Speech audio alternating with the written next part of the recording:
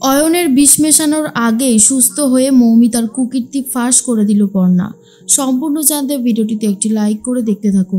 গল্পের শুরুতেই দেখা যায় পর্ণার এই অবস্থা কি করে হলো সেটাই চিন্তা করতে থাকে জেঠু, আর বলে, হ্যাঁ রে সৃজন, তুই কিছু বুঝতে পারছিস যে পর্ণার এই অবস্থা কি করে হলো?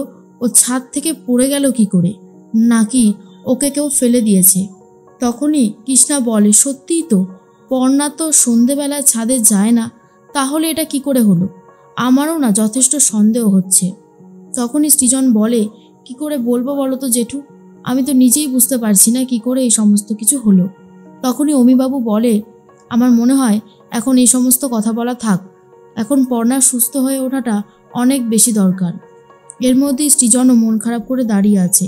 আর তখনই অয়ন মনে মনে ভাবে, যা করার আমাকে তাড়াতাড়ি করে করতে হবে। অন্যদিকে সৃজন বলে, আমার ভালো লাগছে না মা, পর্ণা সুস্থ হবে তো বলো না, আমি আমার মেয়েকে কি উত্তর দেব? কৃষ্ণা বলে, বাবু তুই এত ভেঙে পড়ছিস কেন? ডাক্তাররা তো চিকিৎসা করছে, পর্ণা ঠিকই সুস্থ হয়ে উঠবে, তুই একদম ভাবিস না, আমরা তো সবাই আছি। এর মধ্যেই মৌমিতা বলে, এই বুবাইয়ের বাবা, কি হয়েছে বলো না, ঈশার সাথে কি কথা হয়েছে? চুপ করে থাকলে কিন্তু হবে না। ঈশার সাথে কি কথা হয়েছে সেটা অয়ন এখনও মৌমিতাকে বলতে পারছে না, আর মনে মনে ভাবে, কি যে করব বুঝতে পারছি না। অয়ন আবারও ঈশাকে ফোন করে। ঈশা বলে, পর্ণার জ্ঞান ফিরেছে নাকি? শোনো, তার আগেই তোমার কাছে একটা ইনজেকশন আর একটা ওষুধ আমি দেব, আর সেটা দিয়েই তোমাকে যা করবার করতে হবে, কথাটা মনে রেখো। এর মধ্যেই পর্ণার জ্ঞান এখনও ফেরেনি। পর্ণা শুয়ে রয়েছে, আর সৃজন মনে মনে ভাবে, পর্ণা সুস্থ হওয়াটা যে খুব জরুরি, পর্ণাকে ছাড়া যে আমি বাঁচব না।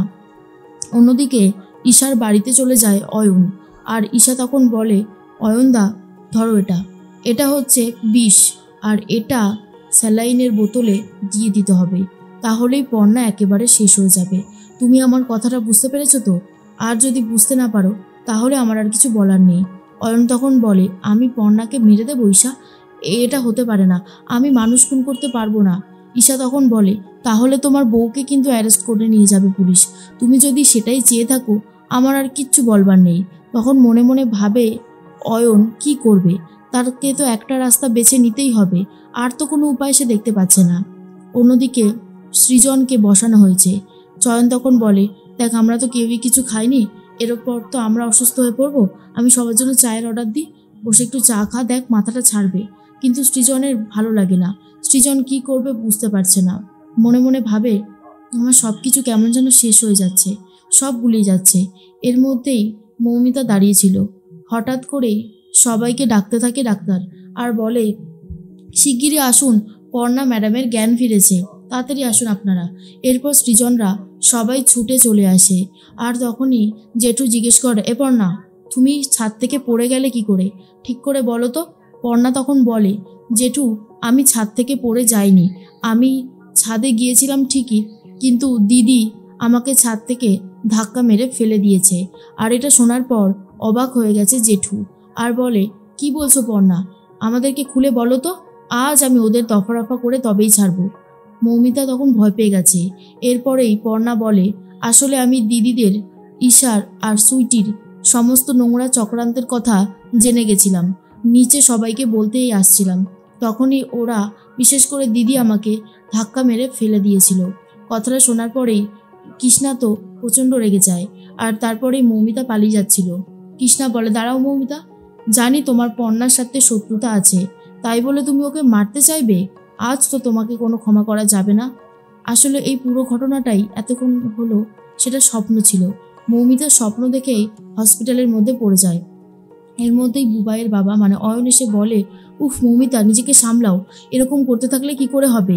পর্ণা সুস্থ হবে না, আমি সেই ব্যবস্থা করব, তুমি কিচ্ছু চিন্তা করো না।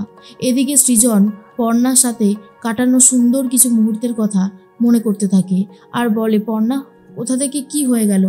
বারবার সেই জন্য সকালে মনটা আমার কেমন যেন খচখচ করছিল, আমি কিছুই বুঝতে পারছিলাম না কি করব, তাও আমি ছুটে এসেছিলাম, কিন্তু এমনটা যে হবে সেটা ভাবিনি। তুমি সুস্থ হয়ে ওঠো পর্ণা, সুস্থ হয়ে ওঠো। এর মধ্যেই অয়ন আস্তে আস্তে চলে গেছে পর্ণার কেবিনে। সেখানে গিয়ে ঈশার দেওয়া সেই সিরিঞ্জটা দিয়ে 20টা স্যালাইনের বোতলে ভরে দেবে বলে ভেবেছিল অয়ন। আর তারপরেই সবে দিতে গেছে, ঠিক সেই মুহূর্তেই চলে এসেছে নার্স আর বলে, কি ব্যাপার, আপনি এখানে কি করছেন? হ্যাঁ, যান, বেরিয়ে যান, বলেছি না পেশেন্টের ঘরে এখন কেউ আসবেন না। এরপর অয়ন তো চুপচুপ করে বেরিয়ে আসে। তখনই মৌমিতা জিজ্ঞেস করে, বুবাইয়ের বাবা, কাজটা করেছো? বলো না কাজটা হয়েছে তো, না হলে যে আমি ফেসে যাব। কিন্তু তখন আর কিছু বুঝতে পারে না। এদিকে সৃজনদেরকে খবর দেওয়া হয় পর্ণার জ্ঞান ফিরেছে। সৃজন তো খুবই খুশি হয়ে যায়, এইবার পর্ণার জ্ঞান ফিরেছে সত্যি করেই। আর তখনই কৃষ্ণা বলে, বাবু চাটা অন্তত খা। কিন্তু সৃজন না খেয়েই আবারও দৌড়ায় পর্ণার কাছে যাবে বলে। এর মধ্যে জেঠু তখন বলে, ভগবান আছে, সেই জন্য আমাদের পর্ণার জ্ঞান ফিরে এসেছে। তখন মৌমিতা অজ্ঞান হয়ে আবার পড়ে গেছে মাটিতে।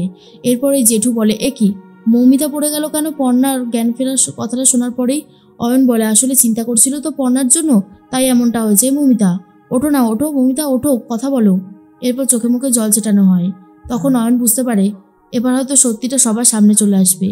আর হয়তো পর্ণা চুপ করে থাকবে না, কারণ পর্ণা এবারে যদি সত্যিটা বলে দেয় তাহলে মৌমিতার আমাকে সত্যি এবারে বাড়ি থেকে বার করে দেবে, আর এবারে সোজা জেলে।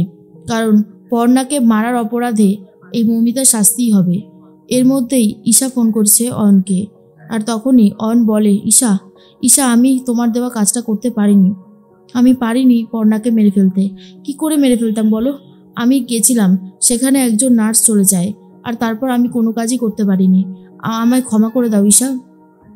ঈশা বলে, অয়নদা, তুমি যে সমস্ত কাজবাজ করেছো আর কিছু বলার নেই। এবারে যখন পর্ণার জ্ঞান ফিরে আসবে, এসেওছে, এবারে সত্যিটা বলে দেবে, আর মৌমিতা দিকে কিন্তু পুলিশ ধরে নিয়ে চলে যাবে। তুমি চাইলেও আর কিছু করে আটকাতে পারবে না। অয়নও বুঝতে পারে আর হাতের বাইরে বেরিয়ে গেছে সব কিছু। অন্যদিকে শ্রীজান্ত চলে গেছে। ডাক্তার বলে, আপনার স্ত্রীর জ্ঞান ফিরে এসেছে, এটা অনেক বড় কথা। সাধারণত এই সময় এই রকম পেশেন্টরা বাঁচতে পারে না। ওনার তো অনেকটা ব্লাড লস হয়েছিল, তারপরেও যে সুস্থ হয়েছে ভগবানের অশেষ কৃপা। এরপর সৃজন চলে এসেছে পর্ণার কাছে। পর্ণা আস্তে আস্তে তাকিয়ে তাকিয়ে দেখতে থাকে সব কিছু, কিন্তু সেরকম কিছুই বুঝতে পারছে না। অন্যদিকে জেঠু তখন বলে, পর্ণা সুস্থ হয়ে গেছে আর আমাদের কোনো চিন্তা নেই। আর এদিকে মৌমিতা তো উঠে পড়েছে আর বলে, বুবাইয়ের বাবা, তুমি কাজটা করেছিলে তো? বলো, কাজটা করেছিলে তো? ঈশার দেওয়া কাজটা করেছো? অয়ন বলে, না মৌমিতা, আমি ওই কাজটা করতে পারিনি। তখনই মৌমিতা আরও বুঝে যায় এবারে আর তাকে কেউ বাঁচাতে পারবে না, সে ফেসে যেতে চলেছে। আর তাকে ফাঁসানো হবে, কারণ সে এবারে পর্ণা সত্যিটা সবাইকেই বলে দেবে, আর তো মিথ্যের লুকোচুরি থাকবেই না। এদিকে কৃষ্ণাও বলতে থাকে, সব কিছু ঠিক হয়ে গেলেই ভালো। বর্ষা এসেছে পর্ণাকে দেখতে। তখনই জেঠু বলে, তোর বর আসলো না? পরিবারের এত বড় বিপদের দিনেও তোর বরটা আসলো না, তাই তো? এরপরে কৃষ্ণা বলে, কিছু মনে করবেন না দাদা, এই সময় আমার কথাটা বলা একদমই উচিত হবে না, কিন্তু তবুও বলছি, মানে পর্ণার সাথে তো অর্ণবদের বাড়ির কারোর সম্পর্কই ভালো না, সেই জন্যই আসিনি। জেঠু বলে, আর কিছু বলার নেই মেজবউ, যা ইচ্ছে বলো। কিন্তু এদিকে পর্ণা কোনো কথা বলতে পারছে না।